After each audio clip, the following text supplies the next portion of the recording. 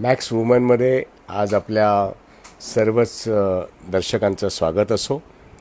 आणि आज जे काही विषय आहेत ते या 20 लाख कोटीच्या पॅकेजमध्ये गरिबांसाठी काय आहे, उद्योगपतींसाठी काय आहे, कामगारांसाठी काय आहे, याची आपण आज चर्चा करणार आहोत. आणि मॅक्स महाराष्ट्र किंवा मॅक्स वुमन हे दोन्ही फॉर्म आहेत हे मी असं समजतो. मी पहिल्यापासून मला साधारणपणे हे ऐकून माहिती आहे, पाहून माहिती आहे की हे प्रबोधनाचं साधन म्हणूनच या प्लॅटफॉर्मचा चांगला उपयोग होतो आहे. आणि महाराष्ट्रातल्या कानाकोपऱ्यातल्या जनतेकडे हा जो काही मेसेज आहे तो राजकारणातला असो, अर्थकारणातला असो, बँकिंगमधला असो, शेती व्यवस्थेचा असो, मोठ्या प्रमाणामध्ये प्रबोधनाचं काम मॅक्स वुमन आणि मॅक्स महाराष्ट्र करते. आणि म्हणून मॅक्स महाराष्ट्रामध्ये आज तुमच्याशी जी संधी मिळते बोलण्याची ती अर्थमंत्री निर्मला सीतारामन यांनी जे काही पॅकेज दिलेलं आहे 2 दिवसाचं, हे पॅकेज नीटपणे समजावून सांगणं आणि मगाशी म्हटल्याप्रमाणे ते उद्योगपती, कामगार आणि ही जी काही एकूण आपण जी जनता आहे या त्यांच्या दृष्टीने काय दिलं आणि काय नाही दिलं. पहिली गोष्ट, हे पॅकेज आहे का याचा आपण थोडक्यात विचार करू आणि मुद्द्याचंच बोलूया फक्त की हे पॅकेज नाही असं माझं म्हणणं आहे. म्हणजे ज्याला स्टेब्युलस पॅकेज म्हणतात, बूस्टर पॅकेज म्हणून जे माध्यमातून सारखी त्याची वर्णनं चाललेली आहेत, हे बूस्टर पॅकेज आहे का? अर्थव्यवस्थेमध्ये जे काही गतिरोध निर्माण झालेले आहेत ते गतिरोध हे मोठ्या एका वेगळ्याच पद्धतीचे आहेत आणि संपूर्ण लॉकडाऊन अवस्था आहे ज्याच्यामध्ये मागणी आणि पुरवठा ही चक्रच पूर्णपणे बंद झाली आहे अर्थव्यवस्थेची. आणि लॉकडाऊननंतर ते पुढं फ्लॅट झालेले आहेत. म्हणजे लॉकडाऊनपूर्वी अर्थव्यवस्था GST आणि नोटाबंदीनंतर गटांगळा खात होती हे आपल्याला सगळ्यांना माहिती आहे. म्हणजे जवळपास 1 फेब्रुवारीला जेव्हा अर्थव्यवस्थेचं आपण जे बजेट सादर झालं त्यानंतर मग पुन्हा वित्त जे काही स्टेटमेंट RBIकडून देण्यात आलं, या सगळ्या परिस्थितीमध्ये 4.5% GDP आला होता. आणि नंतर मार्च 24ला लॉकडाऊन जाहीर होण्यापूर्वी आपण बघितलं की साधारणपणे 1.9%वरती GDP आलेला आहे. हे आंतरराष्ट्रीय वित्त संस्थांनी सांगायला सुरुवात केली. आणि आता तर इंटरनॅशनल मॉनिटरी फंडाने करोनानंतर ताबडतोबच जे काही शटडाऊन आणि लॉकडाऊन झालेलं आहे त्यातून जो उद्योग व्यवस्था बंद पडली त्याच्यामध्ये त्यांनी सांगितलं की आता तर 0% ग्रोथ आहे. म्हणजे आता निगेटिव्हकडे आपली अर्थव्यवस्था जात असताना आता आपल्याला असं सांगण्यात येतं आहे की 20 लाख कोटीचं पॅकेज आम्ही तुम्हाला देतो. आणि हे पॅकेज देत असताना आम्ही संपूर्णपणे स्वयंपूर्ण भारत, आत्मनिर्भर भारत, सेल्फ रिलायंट इंडिया अशा तऱ्हेचा इंडिया आम्ही निर्माण करतो. म्हणजे 1 फेब्रुवारीची भाषा काय होती? $5 ट्रिलियन इकॉनॉमी निर्माण करणं, 5 लाख कोटी डॉलरची इकॉनॉमी निर्माण करणं, नया भारत निर्माण करण्याची घोषणा करणारे लोक आता आत्मनिर्भर भारत, ग्लोबलायझेशनची भाषा करणारे लोक, ट्रम्प पण म्हणत होता आता ग्लोबल नाही लोकल. म्हणजे अमेरिकेतल्या कामगारांना, अमेरिकेतल्या उद्योगपतींना त्यांना एक आश्वासन द्यायचं होतं. हीच भाषा आता भारतात पण सुरू झाली. जे ट्रम्प बोलतात ते आमचे पंतप्रधान बोलतात. त्यामुळे लोकल आणि ग्लोबल या गोष्टीला आता कोरोनाने माणसाच्या शरीराचा वेध घेतल्यानंतर त्याने सर्व अर्थव्यवस्थांचा सुद्धा वेध घेतलेला आहे. म्हणजे जीवच घेतलेला आहे. मग ती साम्यवादी अर्थव्यवस्था असेल, ती रशियामध्ये आता साम्यवादी व्यवस्था नाही, तिथे भांडवलशाही व्यवस्था आहे. आणि अमेरिकेची तर भांडवलशाही व्यवस्था आहे, युरोपातली भांडवलशाही व्यवस्था आहे, भारतात पण भांडवलशाही आहे. या सर्व व्यवस्थांचा मध्ये मध्यपूर्व असेल किंवा आफ्रिका असेल किंवा आशिया असेल, सर्वच ठिकाणी आज परिस्थिती अशी आहे की सर्व अर्थव्यवस्था आज लॉकडाऊनमध्ये तिथे माणसं जगवण्यासाठी काय करता येईल यासाठी किती खर्च करावा, किती पॅकेजेस द्यावे याचा विचार चालू आहे. आणि अमेरिकेने ज्या मोठ्या पद्धतीने जे पॅकेजेस दिलीत तर त्याच्या परिणाम सरकारने काय दिलं तेव्हा अत्यंत चेष्टेचा विषय जेव्हा झाला की 1.70 लाख एवढंच पॅकेज आहे, ते कसं पुरे पडेल असा जेव्हा प्रश्न विरोधकांनी उपस्थित केला, अर्थतज्ज्ञांनी उपस्थित केला, तेव्हा मग आम्ही बघा तुम्हाला तुम्ही म्हणत होतात ना, मग आम्ही 20 लाख कोटीचं पॅकेज देतो, अशा तऱ्हेची भाषा सुरू झाली. आता हे 20 लाख कोटी, त्याच्यामध्ये आपण थोडंसं विश्लेषण करूया की कामगारांना काय दिलं. माझं म्हणणं काहीच दिलं नाही, कारण त्यांचे पगार प्रोटेक्ट केले नाही, त्यांचे नोकरी प्रोटेक्ट नाही केली, आणि छोट्या उद्योगांना अर्थातच त्यांनी बंद करून ते बसलेले आहेत, शटर डाऊन करून बसलेले आहेत. मग या परिस्थितीमध्ये उद्योगांना जगवायचं असेल तर उद्योगांना त्यांनी काय जगवण्यासाठी सांगितलं, आम्ही बँकांमधून तुम्हाला 3 लाख कोटीचं कर्ज हे विदाऊट तारण म्हणजे कोलॅट्रल आणि तुम्हाला गॅरंटी देतो, म्हणजे क्रेडिट गॅरंटी, कर्जाची गॅरंटी देतो आणि बँकांकडून आम्ही तुम्हाला कर्ज देऊ. पण मग प्रश्न निर्माण होतो उद्योगपतींच्या बाबतीमध्ये, ज्यांचे ऑलरेडी नॉन परफॉर्मिंग म्हणजे थकीत आणि बुडीत कर्ज आहेत, यांनी आता काय करावं. त्यांनी कर्ज फेडल्याशिवाय त्यांना बँका नवीन कर्ज देणार नाहीत. म्हणजे मग ही 3 लाख कोटी कर्जाची व्यवस्था सरकारने केली असं म्हणून सांगायचं, आणि ते 20 लाख कोटीमध्ये त्याचा हिशेब दाखवायचा, जवळजवळ 3 कोटी 20 लाख, तर ते बँकाच्या मार्फत देणार ना. तर त्यामुळे हे सरकारच्या खजिन्यातून उद्योगपतींना काही देत नाही आहेत. हां, त्याचं TDS करता काही काळ त्यांना सवलत आहे, TCSमध्ये सवलत, परंतु त्यांना सरकारने असं काही स्टेबलस पॅकेज दिलं का उद्योगपतींना, तर नाही आहे. आणि जेव्हा सर्कस निघतील बँकांची, बँक ऑफ इंडियाचं निघेल, बँकांचं निघेल, तेव्हा अशी एक परिस्थिती असेल की कित्येकांना प्रत्यक्षामध्ये पत्रकं आल्यानंतर आपण ह्याच्यात बसू का, कारण का 5 कोटी आणि 5 कोटीच्या वरती 10 कोटीपर्यंत असे 2 कॅटेगरायझेशन करून त्याची व्याख्याच बदलली आहे. आणि ही व्याख्या बदलली गेल्यानंतर किती MSME आणि किती छोटे उद्योग आणि मोठे उद्योग या कर्जाला पात्र होतील, हा आणखीन एक वेगळा विषय आहे.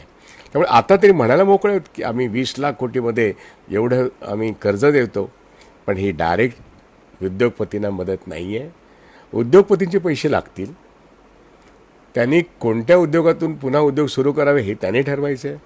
आणि ते ठरवण्याकरता ज्याला कामगार लागतील तर ते कोणते कामगार आहेत.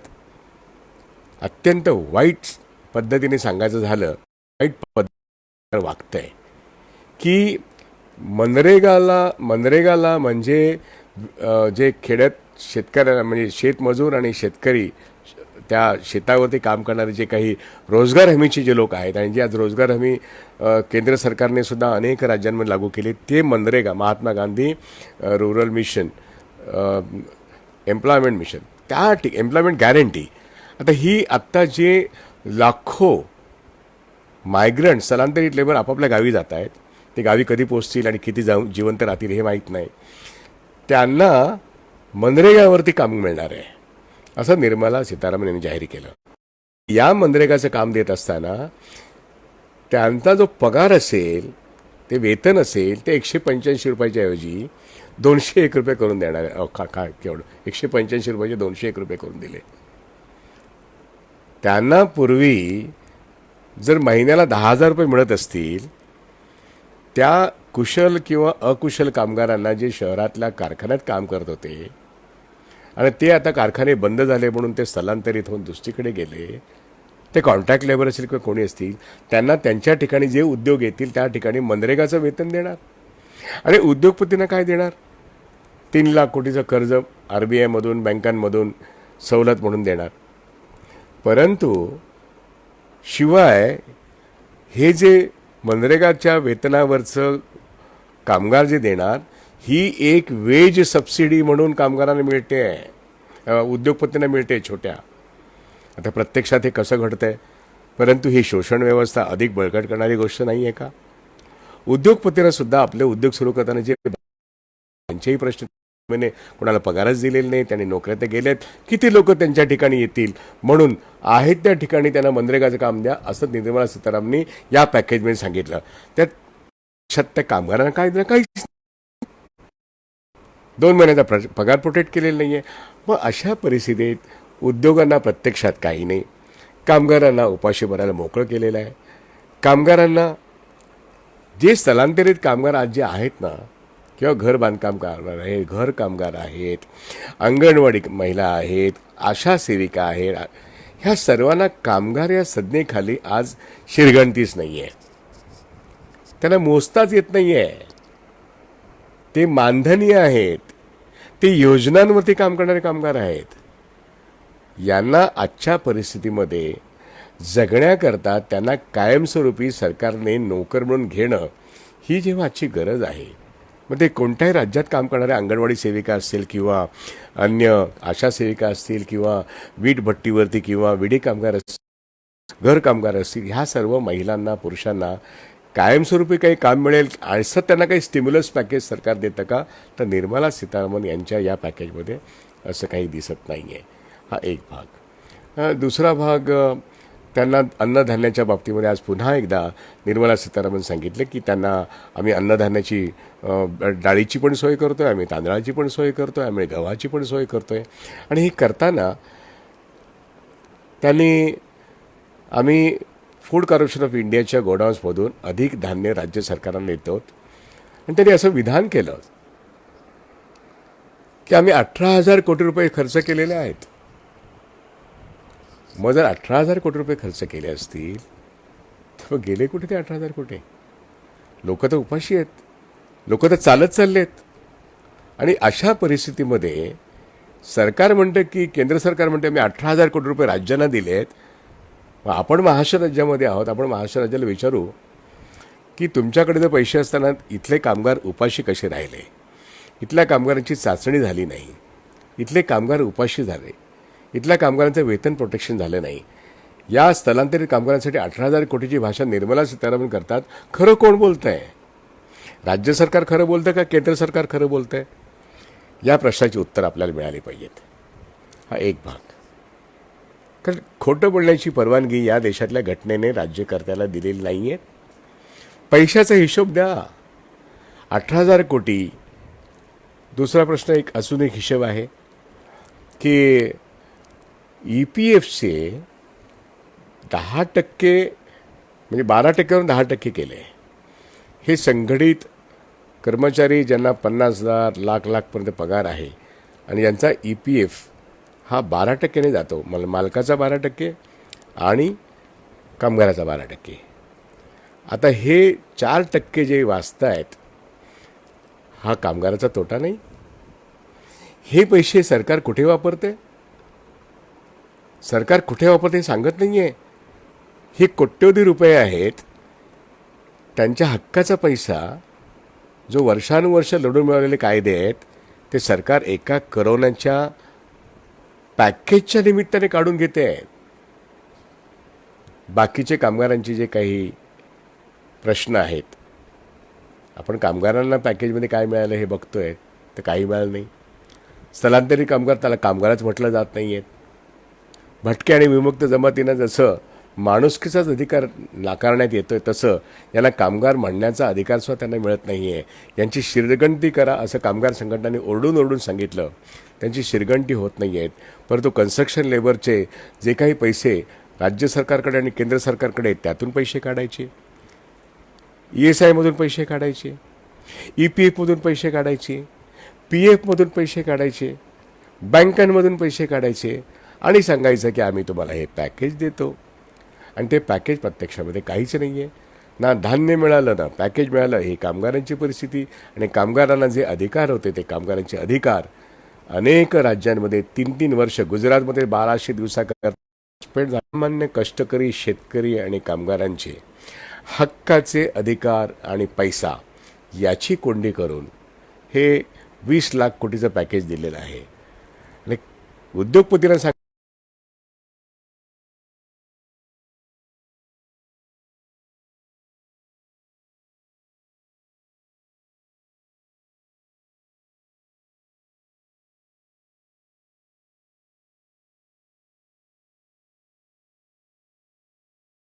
चे 12 तास होणार पगार, म्हणजे 10,000 मला मिळत असतील 8 तासाचे, आता 12 तास करून सुद्धा मला 10,000 मिळणार नाही.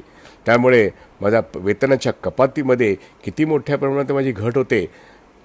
हे शोषण व्यवस्था बळकट करण्याची गोष्ट कोरोनानिमित्त ज्या भाजप सरकारने, मोदी सरकारने केलेलं आहे, ही त्यांची विचारधारा आहे. आणि त्यांच्या दुर्दैवाची गोष्ट आहे की भारतीय मजदूर संघाने सुद्धा त्याचा विरोध केला. ही महत्त्वाची गोष्ट आहे.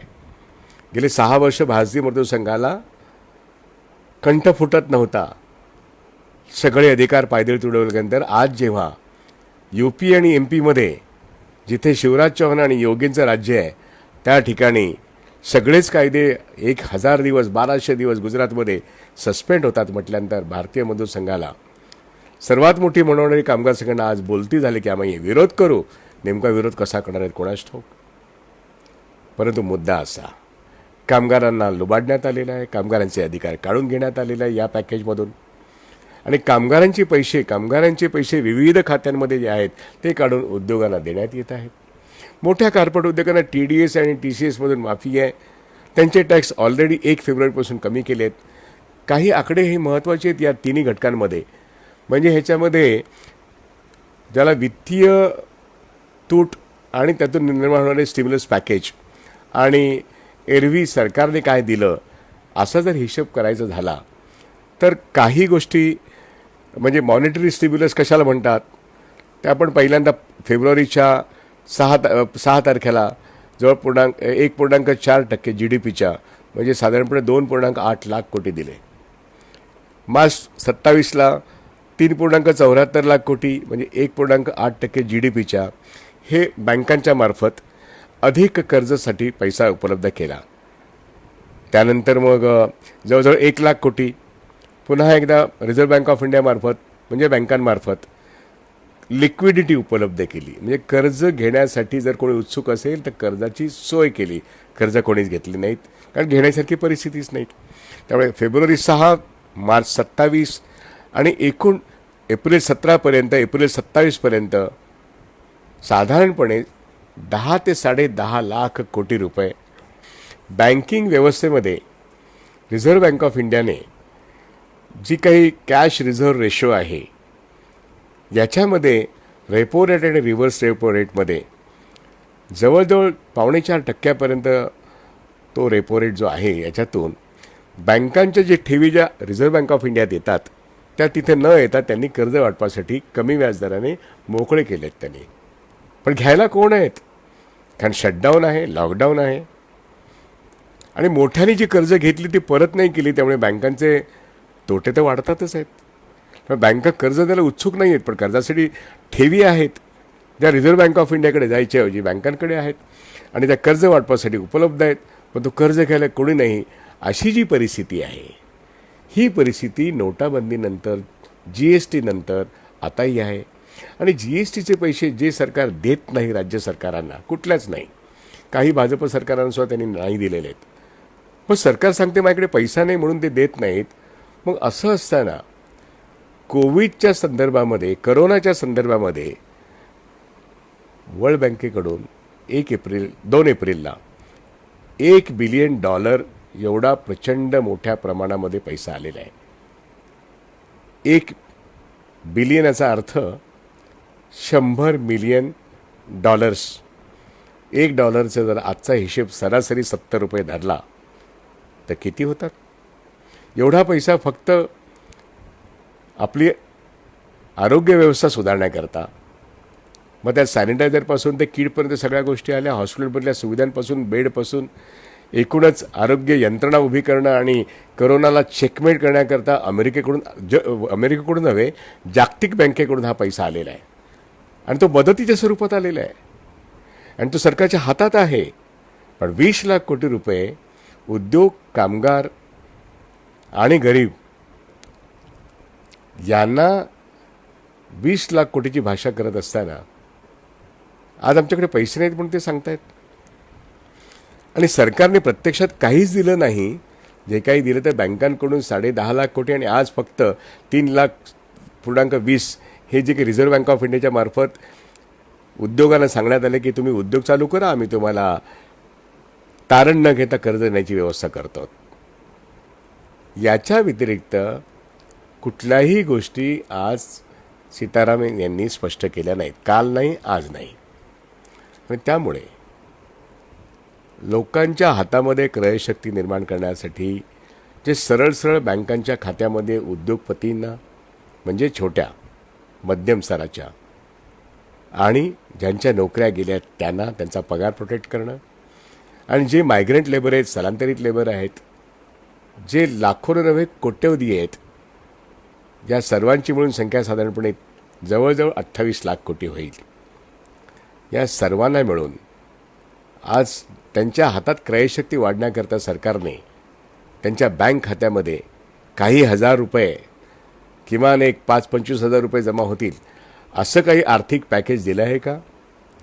ज्या पॅकेजची सर्व अर्थतज्ञ मागणी करत होते ते हे पॅकेज, जर ते अमेरिकेत जर $3 ट्रिलियन देण्यात आलं तर मग पंतप्रधान मोदी जी तिसरी मोठी आपली अर्थव्यवस्था आहे ना, मग तुमच्याकडे काही पैसा नाही आहे लोकांना द्यायला.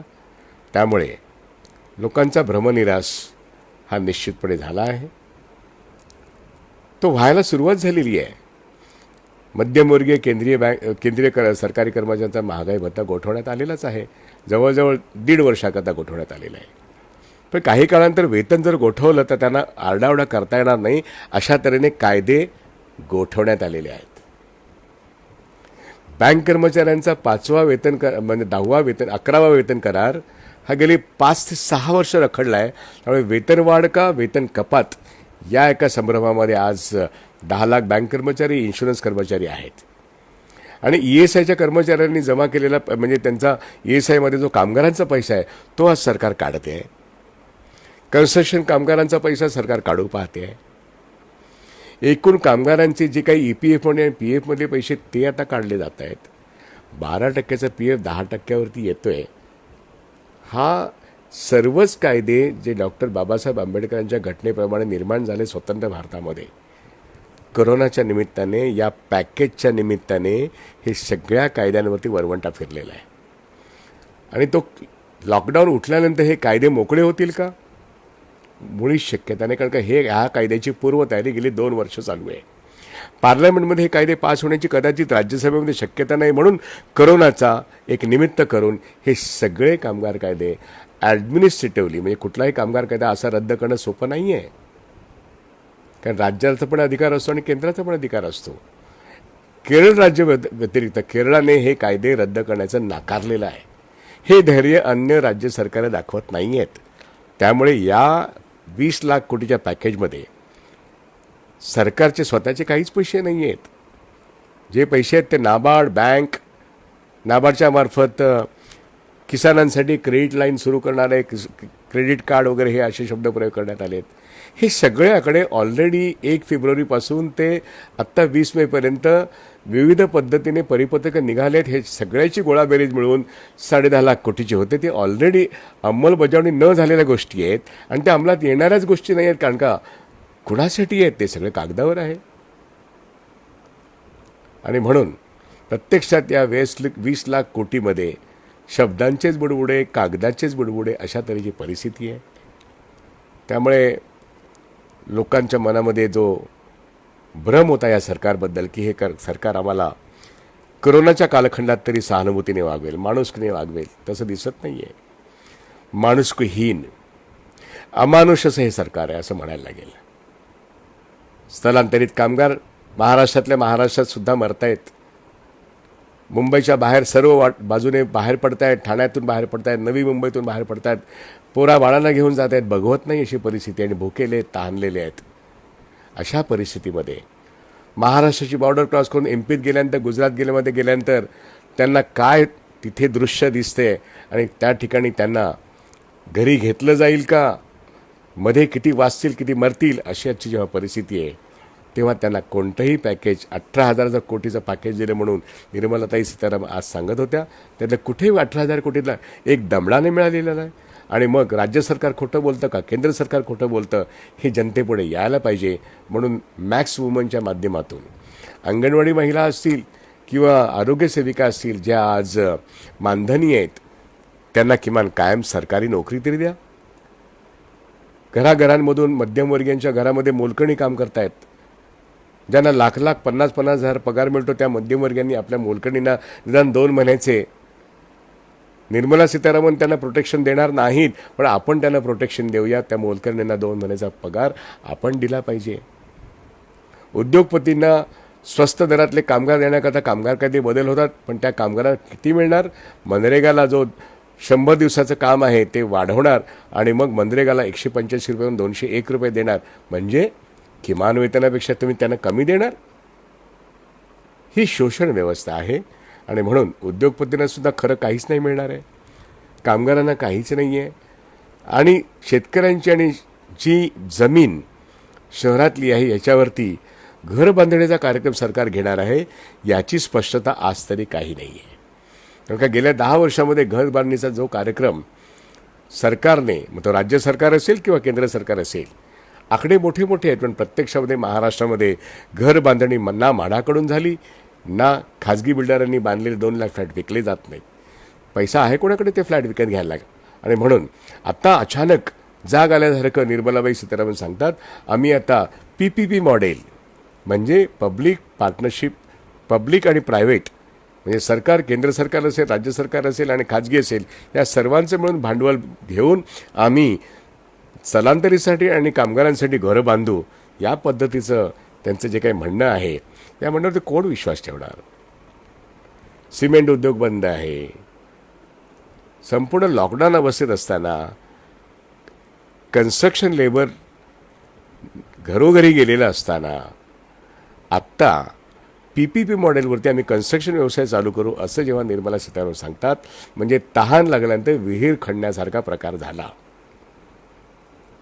आत्ता तुम्ही लोकांना जगवण्यासाठी काय देता, वस्तू विकत घेण्याकरता हातात त्यांचे पैसे किती टिकवतात, त्याला स्टिम्युलस पॅकेज म्हणतात.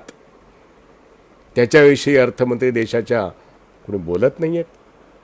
आणि मग आम्ही बँकेच्या मार्फत हे करू, नाबार्डच्या मार्फत ते करू, ते तर लोकांचे पैसे आहेत ना. PF पैसे, EPF पैसे लोकांचे आहेत ना. लोकांचेच पैसे इकडून काढून तिकडे द्यायचे, तिकडून काढून तिकडे द्यायचे, हा जो व्यवहार आहे याला पॅकेज म्हणता येणार नाही. आणि म्हणून 20 लाख कोटीचं पॅकेज, त्याला पॅकेज म्हणणं मुश्किल आहे. आणि काही गोष्टीला आपण फार तर मॉनिटरी स्टिम्युलस म्हणू आणि काही गोष्टीला आपण फिस्कल स्टिम्युलस म्हणू, पण त्याला बूस्टर पॅकेज म्हणणं हा शब्दप्रयोग अजिबात मान्य नाही आहे. बरं, या 20 लाख कोटीचा स्रोत सांगा, कुठून पैसे आले आहेत 20 लाख कोटी? बजेटमध्ये तुम्हाला सांगावं लागतं, इथे तरी सांगा. पण पैसे कुठून आलेत आणि पैसे कसे जाणार आहेत याचा कुठलाही स्ट्रॅटेजी आणि प्लॅन ऑफ ॲक्शन नाही या केंद्र सरकारकडे. पण फक्त कागदी घोडे नाचवत आज अर्थमंत्री काही ज्या गोष्टी सांगतायत त्यामुळे ते ऐकणं भाग आहे, परंतु लोकांचा संताप अनावर होत आहे. लोकांना आता खरं कळायला लागलेलं आहे. जे शिकलेले नाहीत त्यांनाही अर्थव्यवस्था जेव्हा पोटाला चटके बसलेत तेव्हा त्यांना कळायला लागलेले आहेत. आणि म्हणून कामगार शेतकरी जागा झाला आहे, त्यांना फसवणूक दिसते आहे. उद्योगपतींना पण कळलं आहे की आपण मतदान केलं या लोकांसाठी, पण उपयोग काही नाही आहे. आपल्याला सुद्धा 2 महिन्याच्या आत पाय लटपटायला लागलेत, कारण का आपण मजुरांना पगार देऊ शकलो नाहीत, म्हणजे आपण पण ताकदवर नाही आहोत. त्यामुळे येत्या कालखंडामध्ये जेव्हा डिजिटल करन्सीचा ऑफेन्सिव्ह येईल, जेव्हा गुंतवणूक ही आंतरराष्ट्रीय पातळीवरती डिजिटल होईल, जसं रिलायन्समध्ये फेसबुकने 10% वाटा घेतला आणि HDFCमध्ये Alibaba.comने जवळजवळ नाही म्हटलं तरी 1 शेअर 2,400 रुपये घेतला आणि 1,75,00,000 शेअर घेतले, ते विदेशी भांडवल या देशातलं मोठ्या प्रमाणात जेव्हा कंपन्या ताब्यात घेण्याचा प्रयत्न करतात, तेव्हा या देशाचं सरकार म्हणते आम्ही लोकल ते ग्लोबल नाही, आता ग्लोबलवरून लोकल करू आणि हा देश स्वयंपूर्ण करू. ही शब्दांची जी काही जगलरी आहे हा पुन्हा एक जुमला आहे. या जुमल्यामधून लोक आता त्रस्त झालेत आणि हे प्रवचन बंद करा आणि प्रत्यक्षात आमच्या हातात पैसे द्या असं लोक म्हणतायत. आणि म्हणून 20 लाखाचं जे पॅकेज, कामगारांचं काय, महिलांकरता काय, उद्योगपतींकरता काय, ज्या जमिनीविषयी आज निर्मलताई बोलत आहेत त्या जमिनीचं मॉनिटायझेशन करणं, म्हणजे या जमिनी ताब्यात घेऊन PPP मॉडेलने घरं बांधणं, म्हणजे आपल्या जमिनीवरती पुन्हा कोणीतरी कब्जा करणार आहेत. म्हणून शेतकऱ्यांनी आपल्या जमिनी आणि शहरी गरिबांनी सुद्धा जी काही जमीन स्वतःकडे आहे ती आपल्या कंट्रोलमध्ये ठेवण्यासाठी आटोकाट प्रयत्न केला पाहिजे, नाहीतर हे केंद्र सरकार आपल्या जमिनी पण हिरावून घेईल. बोलताना मोठे शब्द असतात, पण करताना कृत्य हे अत्यंत अमानुष आहे. हे सातत्याने 1 फेब्रुवारीच्या बजेटपासून ते आत्तापर्यंत, लॉकडाऊन पूर्वी आणि लॉकडाऊन नंतर आणि आता पॅकेज देताना सुद्धा ज्या पद्धतीने मांडण्यात येते ही चोरी लोकांना दिसते.